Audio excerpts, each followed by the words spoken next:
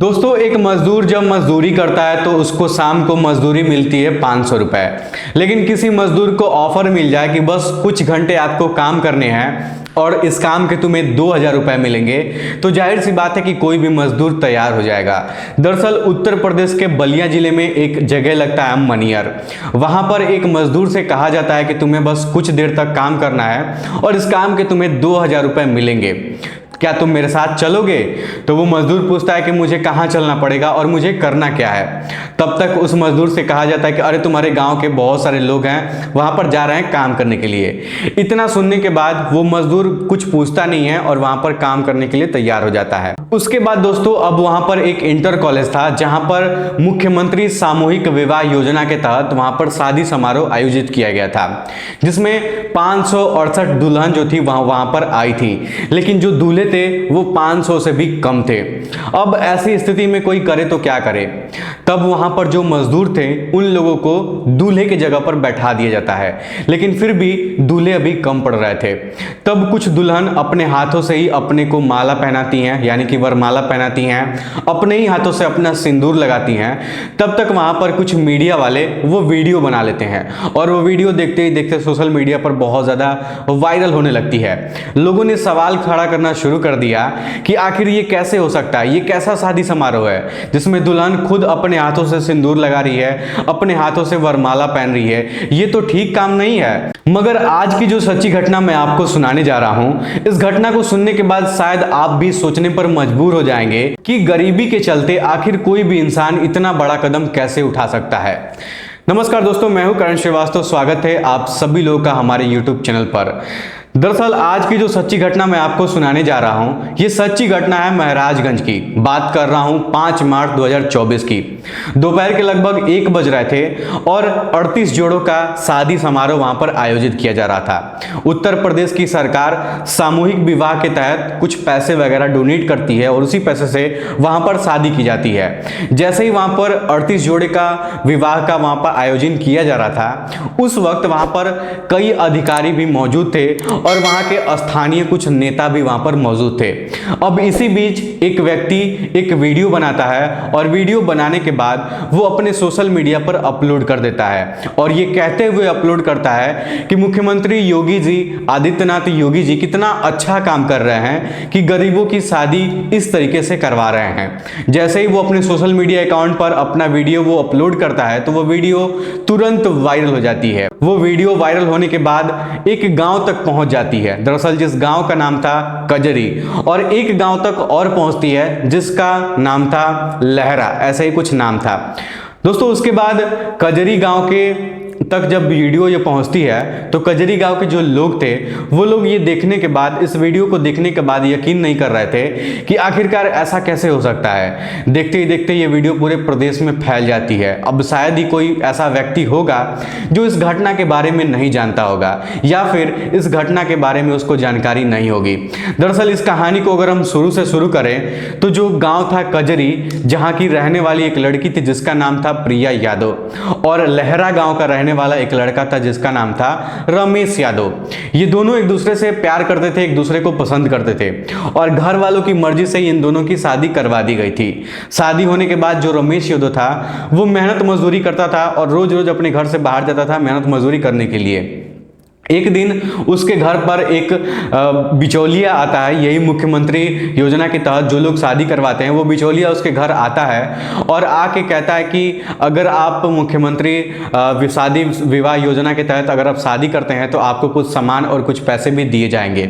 जब ये बात रमेश सुनता है तो वो कहता है कि हमारी शादी तो पहले से ही हो चुकी है। लेकिन जो दलाल था वो प्रीति को समझा बुझाकर उसको बहुत ज़्यादा अच्छे से समझा देता है और कहता है कि तुम्हारी शादी भले से ही हो गई है तो क्या हो गया, बस तुम एक काम करो, अपना एक आवेदन कर दो और आवेदन करने के बाद तुम दोनों की शादी हम लोग वहां पे करवा देंगे और तुम्हें कुछ पैसे मिलेंगे, वो पैसे तुम लेकर अपने घर चले आना, मुझे कोई मतलब नहीं है उससे। इसके लिए वो पूछता है, जो रमेश था वो पूछता है कि इसके लिए हमें करना क्या होगा, तो वही बता देता है कि ऑनलाइन जाके और जनसेवा केंद्र पे वहां से तुम एक फॉर्म जो है उसको भर दो, उसके बाद जिस दिन शादी होगी हम लोग सारा काम करा देंगे, तुमको कुछ नहीं करना है। दोस्तों, वो दोनों प्रीति और रमेश आवेदन कर देते हैं। आवेदन करने के बाद शादी की जो डेट थी वो 5 मार्च 2024 का दिन रखा गया था और शादी के लिए जगह भी निश्चित किया गया था। जो जगह था उस जगह का नाम था विकास खंड परिसर लक्ष्मीपुर। बाकायदा वहां पे शादी का मंडप वगैरह भी लगा दिया गया था। बस अब इंतजार हो रहा था कि कब दूल्हे पक्ष के लोग आए, दुल्हन पक्ष के लोग आए, सबका परिवार आ जाए तो इस जो समारोह है, शादी समारोह को आयोजित जो है उसकी प्रक्रिया जो है वो आगे बढ़ाई जाए। दरअसल लक्ष्मीपुर में 38 जोड़ों का शादी करने का आयोजन वहां पे किया गया था। अब शादी वाले दिन जो प्रीति थी वो तो वहां पर चली जाती है, लेकिन प्रीति का हस्बैंड जो रमेश था वो पता नहीं कहां गायब हो जाता है। आई थिंक न्यूज वालों के अकॉर्डिंग ऐसा कहा जा रहा था कि वो दारू वगैरह पी के नशे में कहीं उलट गया था और वो शादी में आता ही नहीं है। वहां पर सारे जोड़े आ गए थे लेकिन रमेश आता ही नहीं है। अब दोस्तों प्रीति बहुत ज्यादा परेशान हो जाती है, आखिर करे तो करे क्या प्रीति। लेकिन जो दलाल होता है वो कहता है कि अगर ये शादी नहीं हुई तो तुम्हें आवेदन जो की हो उसके पैसे भी नहीं मिलेंगे और सरकार की तरफ से जो सामान तुमको मिलने वाला था वो सामान भी नहीं मिलेगा। अब जो दूल्हा है उसको कहां से लेकर आया जाए, क्योंकि दूल्हा तो आया नहीं था। इस बात को लेकर बहुत ज्यादा समस्या खड़ी हो जाती है। अब ऐसी स्थिति में लड़की का जो सगा भाई होता है जिसका नाम कृष्णा यादव होता है, कृष्णा यादव वहीं पर खड़ा था। तब जो दलाल होता है जो शादी समारोह करा रहा था वो कहता है कि अरे कृष्णा, कुछ देर की बात है, यहाँ पर दूल्हे का कपड़ा है, तुम बस कपड़ा पहनकर और चुपचाप अपनी बहन के साथ यहाँ पर बैठ जाओ, बस थोड़ी देर की बात है, शादी हो जाएगी, उसके बाद पैसे और सामान लेकर तुम दोनों अपने अपने घर चले जाना। इस तरीके से जो दलाल था वो प्रीति को और उसके भाई को समझा देता है। उसके बाद प्रीति का भाई दूल्हे का कपड़ा वगैरह पहन लेता है, अपने सर पर सेहरा बांध लेता है और चुपचाप अपनी बहन के बगल में बैठ जाता है। अब जो वहां पे पंडित जी थे वो अपने मंत्रों का उच्चारण करना स्टार्ट कर देते हैं और देखते ही देखते 2 घंटे बीत जाते हैं। लेकिन उस जब शादी समारोह हो रहा था तो वहां पर एक व्यक्ति था जो पूरे शादी समारोह का सामूहिक विवाह जो हो रहा था उसका वीडियो बना रहा था। क्योंकि आप लोग तो जानते ही आजकल सोशल मीडिया का जमाना है तो हर कोई वीडियो बनाने लगता है, कहीं भी कुछ ऐसा दिखा तो वीडियो बना लेता है और वीडियो बनाकर सोशल मीडिया पर अपलोड कर देता है। और उस वीडियो में वो आदमी तारीफ करते हुए वीडियो अपलोड करता है कि देखो मुख्यमंत्री योजना के तहत इतने सारे लड़कियों का शादी यहाँ पर कराया जा रहा है। जब ये वीडियो सोशल मीडिया पर अपलोड होता है तो गांव वाले प्रीति और उसके भाई को पहचान जाते हैं। दरअसल वो वीडियो प्रीति के गांव तक भी पहुंच जाती है और कहते हैं कि अरे ये दोनों तो भाई बहन हैं, ये दोनों एक दूसरे से शादी कैसे कर सकते हैं, और प्रीति की शादी तो बहुत पहले ही हो चुकी है, फिर ये सामूहिक विवाह योजना के तहत शादी कैसे कर सकती है। ये बात अधिकारियों तक पहुंच जाती है। तब जो अधिकारी थे वो ये बात सुनकर अचंभव खा जाते हैं। अब उस वीडियो के आधार पर जांच पड़ताल करना शुरू कर दिया जाता है। उसके बाद वहां के जो उस गांव के जो पंचायत होते हैं, ग्राम पंचायत होते हैं, जो मुखिया होते हैं, वो जाकर थाने पर एसएचओ के सामने कहते हैं कि सर मेरा एक एप्लीकेशन है, मैं एक एफआईआर लिखवाना चाहता हूं, आप मेरी एफआईआर दर्ज कर लीजिए। उसके बाद उनके प्रधान का एफआईआर दर्ज हो जाता है। तब तक ये बात खबरों के मुताबिक न्यूज़पेपर में और सोशल मीडिया पर छप जाती है। सभी लोगों को ये पता लग जाता है कि मुख्यमंत्री सामूहिक विवाह योजना के तहत एक भाई और एक बहन दोनों एक दूसरे से शादी कर लिए हैं। अब ये बात सुनकर पूरे देश के लोग सोचने पर मजबूर हो गए। तभी कुछ लोगों को कुछ महीने पहले की घटना याद आती है। वो घटना बलिया जिले के मनियर का था, जहां पर 568 लड़कियों की मुख्यमंत्री सामूहिक विवाह योजना के तहत शादी होनी थी, जिसमें 568 दुल्हन तो वहां पर आ गई थी, लेकिन 500 से भी कम दूल्हे वहां पर मौजूद थे। कुछ दूल्हे वहां पर आए ही नहीं थे। इससे ये लग रहा था कि 90% फर्जीवाड़ा उस शादी में किया गया था।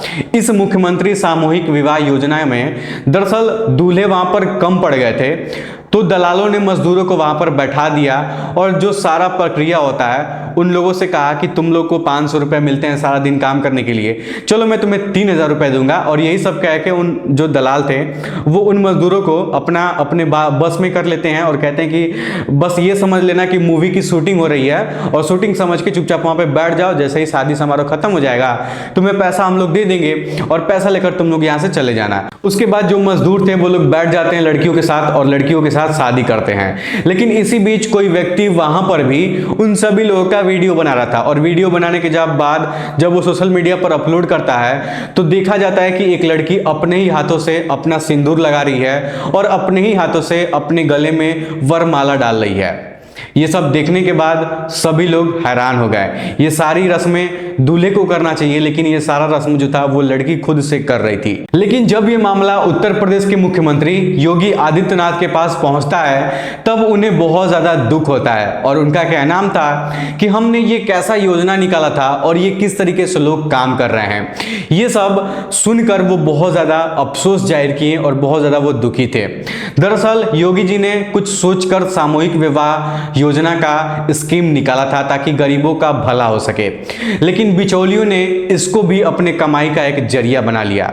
दरअसल न्यूज में जब ये खबर फैलने लगी और लड़कियों को जितना सामान देना था उतना सामान नहीं दिया गया था, न्यूज में बहुत सारी ऐसे खबरें फैली कि लड़कियों को जितना सामान देना था उनमें से कुछ सामान नहीं दिए गए थे और कुछ सामान के पैसे रख लिए गए थे और पैसों में भी कुछ कटौती की गई थी। इस तरीके के न्यूज सोशल मीडिया पर चलाई जा रही थी। दोस्तों अब आप सोच सकते हैं कि हमारे देश में किस तरीके की गरीबी है जहां एक भाई कुछ पैसों के लिए अपने बहन से शादी कर लेता है। दोस्तों इस मुख्यमंत्री सामूहिक विवाह योजना के तहत लगभग 51,000 रुपए लड़की को दिए जाते हैं। 35,000 रुपए लड़की के खाते में ट्रांसफर कर दिया जाता है और बाकी के जो पैसे हैं उससे उसको कुछ सामान, पायल, बिछिया, नाक का, उसको जितने भी सामान होते हैं श्रृंगार करने का, वो सारा सामान खरीद कर लड़की को दिया जाता है। दोस्तों आप लोग इस पे अपनी क्या राय देना चाहेंगे हमें कमेंट बॉक्स में जरूर बताइएगा। दोस्तों इस पूरे घटनाक्रम को सुनाने का मेरा मकसद आपका दिल दुखाना नहीं है, आपको परेशान करना नहीं है, बल्कि आप लोग को जागरूक करना है ताकि जीवन में आप लोगों के साथ ऐसी गलती कभी ना हो। दोस्तों वीडियो पसंद आए तो वीडियो को लाइक और चैनल को सब्सक्राइब जरूर करिएगा। बहुत बहुत धन्यवाद।